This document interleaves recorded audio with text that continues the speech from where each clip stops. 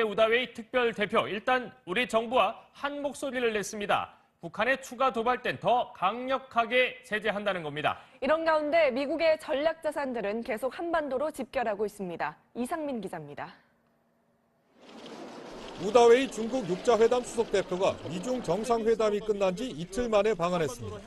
우리 정부와 협의에 나섰지만 결과가 만족스럽지 않은 듯 언급은 자제했습니다. No comment. 우다웨이 대표는 대북 압박에 나서달라는 우리 측의 요청에 원론적 답변만 내놓은 것으로 전해졌습니다. 전략적 도발을 감행할 경우에 안보리 결의에 따라서 강력한 추가적인 조치가 있어야 된다는 데 의견을 같이 하고, 반면 항모 두 척을 한반도 인근에 투입한 미국은 고고도 무인 정찰기 글로벌 호크를 전진 배치하기로 한 데 이어 우리 군과는 포항 일대에서 유사시 전쟁 물자 후방 보급을 위한 군수 지원 훈련을 실시했습니다. 북한이 추가 도발에 나설 경우 군사 조치를 배제하지 않겠다는 무력 시위로 보입니다. 북한의 도발을 억제하고 도발에 대한 만반의 태세를 갖추고 있다라는 차원에서 말씀을 드리겠습니다. 오는 16일 방한하는 마이크 펜스 미국 부통령도 보다 강경한 대북 메시지를 갖고 올 가능성이 높습니다. 중국과 북한을 겨냥한 미국의 압박이 빠른 속도로 진행되면서 중국이 조만간 우다웨이 대표를 북한에 보내 직접 설득에 나설 가능성이 제기됩니다. MBC 뉴스 이상민입니다. 북한은 오늘 최고인민회의 개막부터 오는 토요일 김일성의 105번째 생일까지 정치 행사들이 이번 주에 최고조입니다. 세계가 이렇게 주시하고 있는데 이번에도 또 날을 맞춰서 일을 벌일지 김세진 기자가 분석합니다.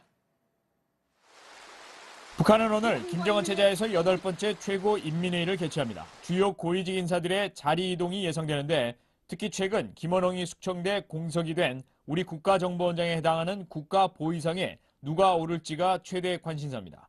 일각에선 아예 국가보위성의 이름을 바꿔 새로운 조직을 만들 것이라는 관측도 나오고 있습니다. 이번 최고인민회의는 주로 예산과 인사를 다룰 것으로 보이지만 북폭설이 퍼지고 미 핵추진 항공모함이 한반도에 전개하는 등 대북 압박이 거세지면서 김정은이 6차 핵실험이나 대륙간 탄도미사일, ICBM 발사 계획을 발표 또는 실제 도발을 지시할 가능성도 있습니다. 이미 김정은이 올해 신년사에서 ICBM 시험 발사가 마감 단계에 도달했다라고 밝힌 바 있기 때문에 국제사회의 반발이 있다 하더라도 이번 달 내에 강행할 가능성이 높습니다. 오는 15일 김일성 생일 105도를 성대히 치르겠다고 예고한 북한은 이번 주 각종 행사 준비를 대내외에 알리며 체제 결집에 열을 올리고 있습니다. MBC 뉴스 김세진. 네, 이러라고 장애인 우대 조항을 넣은 게 아닐 텐데 장애인을 끼고 수십억 원어치 군복을 불법 납품해온 업체가 덜미를 잡혔습니다. 아니나 다를까 억대 뇌물도 동원했습니다. 박윤수 기자입니다. 경남에 있는 한 군복 제조업체입니다. 최근 서울중앙지검 수사관들이 들이닥쳐 압수수색을 벌였습니다. 이 업체는 지난 2014년 7월부터 지난해 말까지 방위사업청과 계약을 체결하고 우리 군에 군복과 제복 등을 납품했습니다. 검찰 조사 결과 이 업체는 경쟁 입찰을 거치지 않았습니다. 대신 장애인 단체나 사회복지법인 명의를 빌려 방위사업청과 수의계약을 맺은 것으로 드러났습니다. 장애인 단체를 포함한 보훈복지단체가 생산하는 물품은 군의 수의계약으로 납품할 수 있다는 제도의 허점을 악용한 것입니다. 검찰 조사 결과 이 업체는 이 같은 수법으로 납품 대금 56억 원을 챙겼습니다. 이 과정에서 검찰은 지난 2015년 업체 대표 이모 씨가 방사청 공무원에게 1억 원에 달하는 뇌물을 준 정황도 포착하고 두 사람을 구속했습니다. 또 대표 이 씨로부터 납품 편의를 봐준 대가로 거액을 받은 혐의로 현역 육군 준위와 해군 상사도 함께 구속했습니다.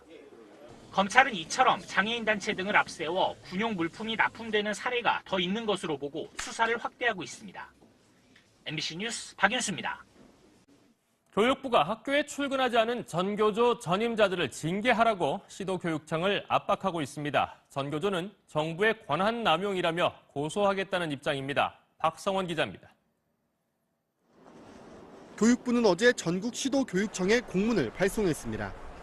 전교조로 출근 중인 교사 16명의 복무 규정 위반 여부를 판단해 이번 달 28일까지 징계하라고 요구했습니다.